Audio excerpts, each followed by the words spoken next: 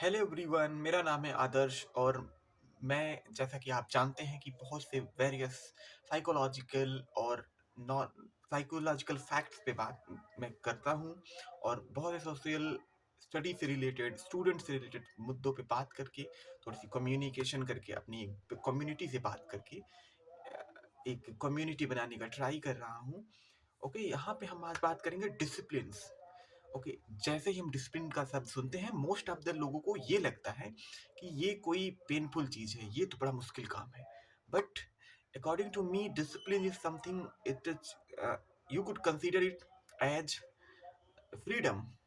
सी, मान लेते हैं, आपको एक एग्जांपल देता हूँ कि एक मधुमक्खी है, वो छत्ते में बैठी हुई है, सुबह का टाइम है और एक भालू आता है जो कि ऑब्वियसली उसे तो शहद ही चाहिए। तो मधुमक्खी, क्योंकि जैसा कि उसकी बायोलॉजिकली कंडीशनड है, वो उस भालू के ऊपर हमला कर देती है और उसे काटने का ट्राई करती है। लेकिन क्योंकि भालू का चमड़ा बहुत ही मोटा है तो वो उसे काट नहीं पाएगी। अल्टीमेटली अगर ये बात लॉजिकली सोचें, इंफॉर्मेशन होती उसे, तो वो इस बात को समझती ही होगी, लेकिन उसकी बायोलॉजिकल कंडीशंस कुछ ऐसी हैं कि वो अपने आप को कंट्रोल नहीं कर सकता। Basically he can't resist his biological cues, but as a human we have that ability. We could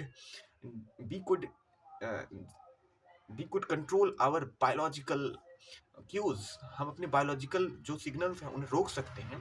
उसको कंट्रोल करके हम उस के बजाय हमें क्या सही डिसीजन लेना है वो कर सकते हैं। जैसे कि अगर हम बात करें कि ये डिसिप्लिन की क्वालिटी उस मधुमक्खी में होती तो वो क्या करती। वो भले ही उसका छत्ता जा रहा था, वो इस बात को समझती कि छत्ते से कहीं इंपॉर्टेंट उसकी लाइफ है खुद की, और वो उसको छोड़ सकती थी। लेकिन क्योंकि मधुमक्खी के पास ये ऑप्शन नहीं था, और तो वो इस चीज को अनफॉर्चुनेटली नहीं कर सकती। अब आप समझ गए होंगे कि discipline is something which is related to freedom.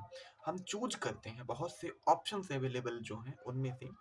और ह्यूमन में ही एक ऐसी टेंडेंसी नेचुरली होती है कि हम अपने इंस्टेंट ग्रेटिफिकेशन को कंट्रोल कर सकते हैं, बल लॉन्ग लॉन्ग टर्म की हैप्पीनेस के लिए। अगर आप किसी भी नॉर्मल एनिमल्स को देखोगे तो वो अपने ट्रिवियल काम के अलावा कुछ भी नहीं कर सकती। सोचने की कैपेसिटी उनकी बहुत कम है, लैंग्वेज उनका बहुत ही ट्रिवियल लेवल पे है, ऑब्वियसली दे एग्जिस्ट। अगर आप किसी भी पूरे दुनिया में किसी भी धर्म के स्क्लप्चर को पढ़ेंगे तो आपको एक चीज कॉमन मिलने की पूरी संभावना है कि हर धर्म में सैक्रिफाइस और सेल्फ कंट्रोल को बहुत ऊपर माना जाता है। अब यहाँ पे एक सबसे इम्पोर्टेंट बात ये आती है कि आखिर जब हम सभी चाहते हैं, बहुत मतलब मोस्टली एज अगर स्टूडेंट लाइफ अगर मैं बात करूँ, कि लोग सेल्फ डिसिप्लिन होना चाहते हैं बट वो नहीं हो पाते हैं, जिसका सिंपल सा बस एक रीजन होता है कि वो इंस्टेंट ग्रेटिफिकेशन के पीछे होते हैं। वो वो चीज करने लग जाते हैं जिसमें उनको रिजल्ट कम इफर्ट में अच्छा लगता है, मजा आता है। जैसा, इस चीज को समझने के लिए हमें 4 स्टेप फार्मूला को समझना पड़ेगा कि हमारी हैबिट किस वे में काम करती है। सबसे पहले हमें क्यूज, किसी चीज का हमें सिग्नल मिलता है, ट्रिगर पॉइंट मिलता है। उसके बाद हमें एक क्रेविंग क्रिएट होती है। उसके बाद हम कुछ रिस्पॉन्स करते हैं और तब जाके हमें रिवॉर्ड मिलता है, और ये एक लूप जैसा होता है और एक बार बार चलता जाता है। हमारा ब्रेन हैबिट को इसलिए बनाता है सो डैट कि वो इस तरीके से देखता है कि किस चीज से उसे प्लेजर मिला, किस चीज से उसे पेन मिला, और नेक्स्ट बार जब ऐसी सिमिलर सिचुएशन आएगी तो वो क्या एक्शन लेगा।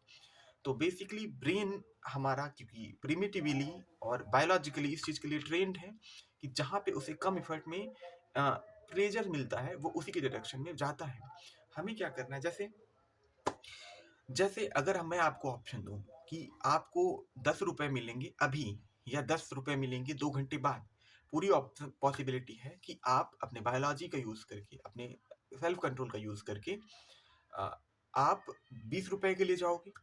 अगर आपको मैं और टाइम दूं कि एक दिन का टाइम है, आपको 40 रुपए मिलेंगे, तो पॉसिबिलिटी है कि अब कुछ लोग शायद 40 रुपए के लिए जाएंगे।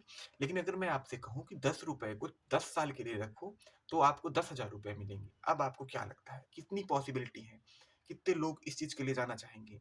मोस्ट ऑफ द केस ऐसा ही होता है कि हम अपने जो तुरंत मिलने वाला ग्रेटिफिकेशन है उसको कंट्रोल नहीं कर पाते हैं और लॉन्ग टर्म के हिसाब से चीज़ों को नहीं सोच पाते हैं।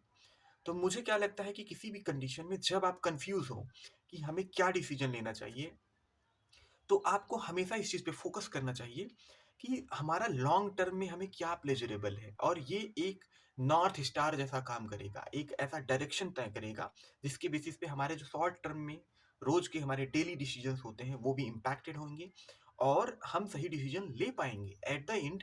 और purpose is to achieve long term happiness, not instant happiness. और हमें ना अगर अपने सपनों को रियलिटी में कन्वर्ट करना है तो इसके लिए हमें सेल्फ डिसिप्लिन आनी ही चाहिए। बिना सेल्फ डिसिप्लिन के ये पॉसिबल नहीं है। You can't start without commitment, you can't reach without consistency, you success is impossible without self discipline. अगर आपके पास कमिटमेंट नहीं होगा तो आप शुरू नहीं कर पाओगे, लेकिन अगर आप कंटिन्यू नहीं चलोगे तो आप पहुंच नहीं पाओगे। सेल्फ डिसिप्लिन ही की है सक्सेस का। देखिए, मेरा अपना इस चीज़ के लिए मानना ये होता है कि अगर आप बहुत तेज़ चलने का ट्राई करोगे, तो पूरी पॉसिबिलिटी है कि आप बीच के जो और भी चीज़ें हैं, उन्हें मिस कर दोगे। और अगर आप बहुत धीरे चलोगे, तो आप अपने टारगेट तक पहुँचोगे भी नहीं।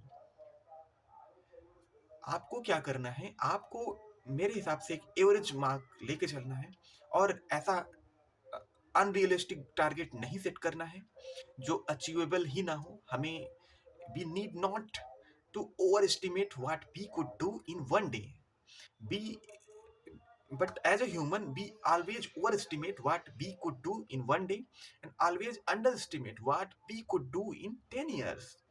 So what you need to do is to decide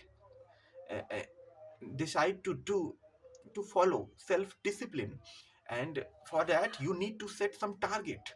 Without target, life को आपको, मुझे लगता है कि गेम की तरह लेना चाहिए जिसमें कुछ ना कुछ एक टारगेट हमें होना चाहिए और इसमें कुछ रूल होंगे। ऐसा कोई भी गेम जो बिना रूल के हो नहीं सकता। तो लाइफ का भी एक रूल है, उस रूल को आप रूटीन समझ सकते हो। आपको अपने डेली रूटीन के हिसाब से जिस जो भी आपको काम वैल्यूएबल लगे, जैसे आप अभी स्टूडेंट हो तो आपके लिए पढ़ना एक वैल्यूएबल काम है, और आपको रोज टारगेट के हिसाब से 6 से 8 घंटे का स्टडी प्लान बनाना चाहिए according to your age, according to your goal, और एवरेज बेसिस पे कंसिस्टेंट। हो सकता है कि किसी दिन 2 दिन 4 दिन महीने में ऐसे आएंगे जब आप अपने प्लान्स को फॉलो नहीं कर पाओगे, तो उस केस में हमें घबराना नहीं है।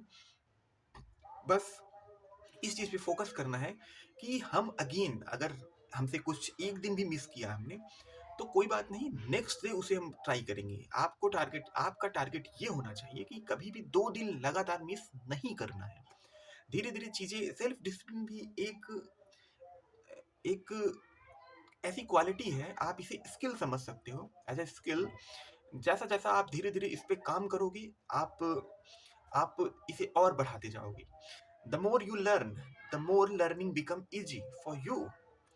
तो मुझे उम्मीद है कि आप सेल्फ डिसिप्लिन के इम्पोर्टेंस को आप समझ पाए होंगे, और आज से इस चीज़ को आप अपने माइंड में इस तरीके से प्रोजेक्ट करेंगे कि ये कोई ऐसी चीज़ नहीं है कि जो पेनफुल है।